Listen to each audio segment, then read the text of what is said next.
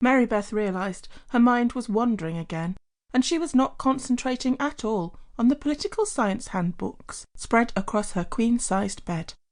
Not for the first time, the pretty 19-year-old blonde from Tennessee was reflecting on how cool her life was. Thanks to Daddy, she was living in Manchester, England, in a $1 million apartment, and wanted for nothing. She felt her melon-sized bosoms press pleasantly into the comforter as she rolled onto her front, kicked her legs up, and ran a hand through her platinum-blonde mane, the reality of her upcoming mid-term exams forcing her to focus on her books again. Then it started, again. She didn't know what the music was supposed to be, some sort of Euro trash metallic garage garbage, but it played at odd times night and day, and the apartment it came from was just close enough for the noise to disturb her. Mary Beth had put up for it for nearly a week, and frankly she had had enough. She jumped to her feet, straightened her blouse and jacket, and marched out of the flat to confront the noisy neighbours. By the time she had rung the bell, the confident young woman knew exactly what she was going to say. She had a vague idea there were a couple of European men living there, but she didn't know them. They were probably gay, she figured, as she tapped her foot impatiently, waiting for them.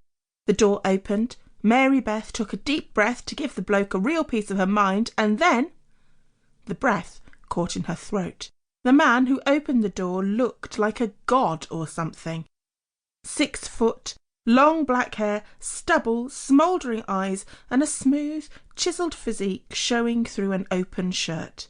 Emmanuel was a perfect Gaulish specimen. The 30-year-old Frenchman smiled his disarming smile. "It's the noise, n'est-ce pas? We are too noisy, no?" His accent was as thick as molasses. She could feel his eyes undressing her, but that was absolutely fine, she thought, as her own gaze lingered on the very prominent bulge in his pants. No, it's okay," she mumbled, and stood in the doorway, almost transfixed. "I am Emmanuel. Manu," the Frenchman told her, and grabbed her elbow. "I am having a glass of the finest Bordeaux with my cousin. You must join us and enjoy it too." He literally pulled her inside the house and closed the door before leading the way to the kitchen. Eric, Mary Beth saw, was equally attractive but older still and quite thick-set, like a heavyweight boxer. Like Manu, though, he had very kind, lively eyes, and, like Manu, he had a big glass of red wine in his hand. He put that down for just a moment to grab a clean one and half fill it from a large carafe. Santé. He clinked his glass against hers. Then she turned to find Manu waiting for his. À la vôtre. He did the same. She had to admit the apartment was very impressive, even more so than her own. It screamed bachelor pad to her, with lots of chrome fittings and strong primary colours. The hallway was bedecked with original watercolours of nudes and some quite erotic sex scenes. Any preconceptions she had about the two being gay were instantly dispelled. There was no doubt at all that these two liked the company of women. The Frenchmen were charming company, and Mary Beth soon forgot about her homework as the conversation flowed, and she got more than a little tipsy. The three stayed standing in the kitchen, her in the middle, leaning against a worktop.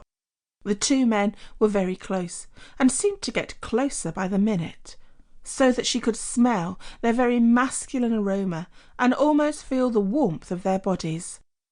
Then it happened. Manu made a joke and leant right in to whisper in her ear. She turned her head at just the wrong time, and before she knew it, their lips were connected. She thought about pulling away, but didn't, and as his tongue pressed boldly into her mouth, she let it. There were hands on her body, and she realised they had been there for quite a while. She was being quite openly and vigorously groped by both men. She came up for air, and Manu made a gesture towards his cousin with his eyes. Then Eric's hand was on her cheek, and she was turning her lips to meet his, as though it was the most natural thing in the world.